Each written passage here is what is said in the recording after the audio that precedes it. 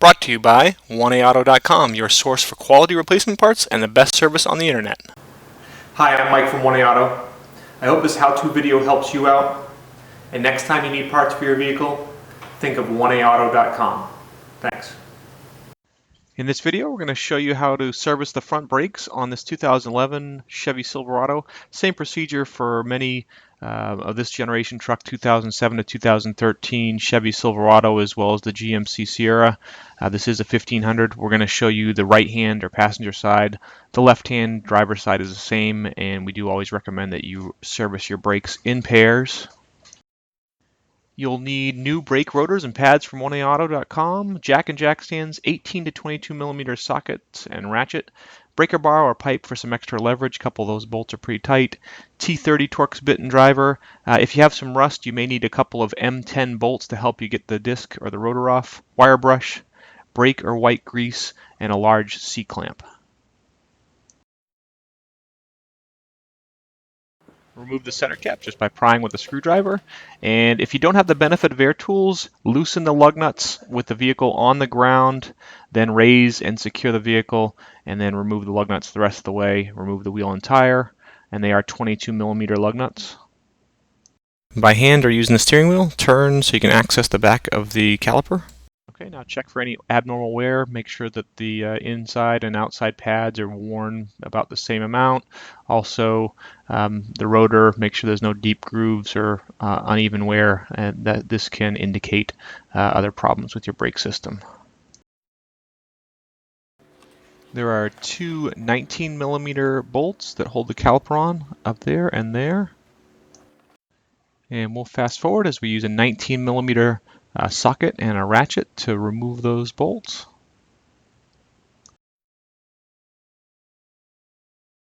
And once you have the bolts off, just put the caliper up and out of the way. Okay, use a screwdriver and pry the brake pads out. You can see the outer one comes out pretty easily. We have a little trouble with the inner one. We actually switched to a larger screwdriver. And you can see after a little more force, it comes out. Now this brake pad sticking in there like that indicates there's a problem, and you'll want to do some cleanup and some lubrication to prevent this. Remove the little stainless steel slides from the caliper bracket. There are two 18 millimeter bolts that hold the caliper bracket to the steering knuckle, there and there. And you can see here we give it a try with just the socket and ratchet, but then we use a pipe for some extra leverage and loosen up that bottom one. And then we'll loosen up the top one and remove the bolts and remove that caliper bracket.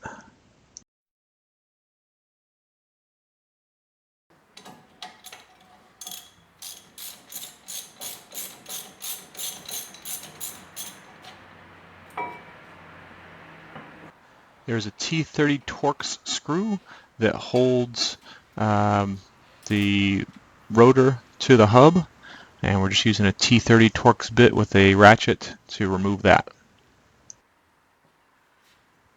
And then on this truck, the rotor actually pulls off quite easily. Your rotor doesn't come off easily. Make sure you douse the backside with penetrating oil as well as around the studs. Use two M10 bolts, and you can tighten them up through the threaded holes and press the rotor off. Here you see old brakes on the left, new brakes from 1AAuto on the right, exactly the same. The inner pad does have a straight edge at the bottom.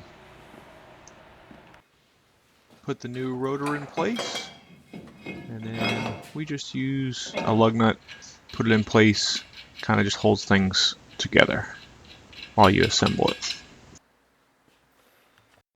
Use a wire brush and clean out the grooves where the brake pads go in the caliper brackets.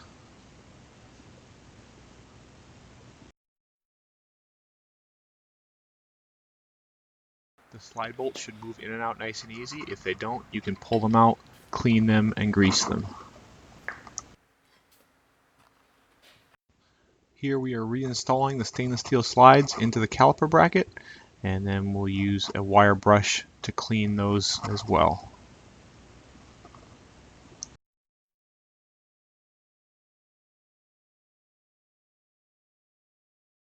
Okay, and we'll continue to fast forward as we put the caliper bracket in place and start the two bolts that hold it in place and then tighten them up preliminarily. And use a torque wrench to tighten those up to 100 foot-pounds.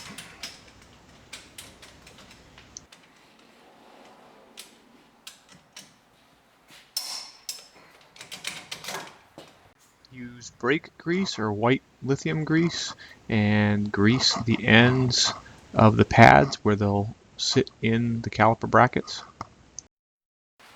You can use mineral spirits or brake cleaner, even gasoline, anything that evaporates quickly, and clean off your brakes before putting the rest of it back together.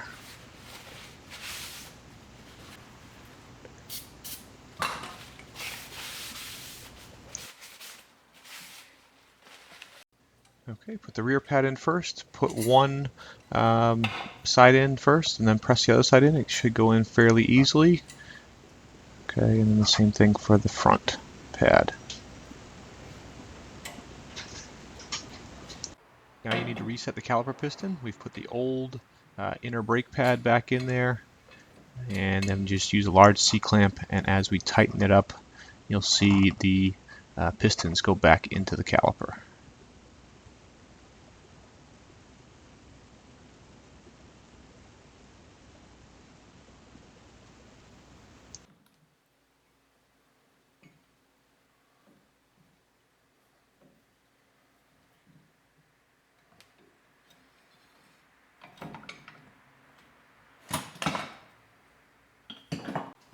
Now put the caliper back in place.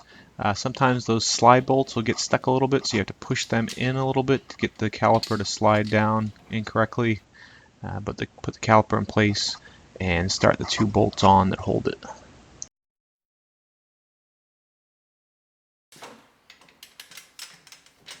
And we're going to torque these two bolts to 50 foot-pounds.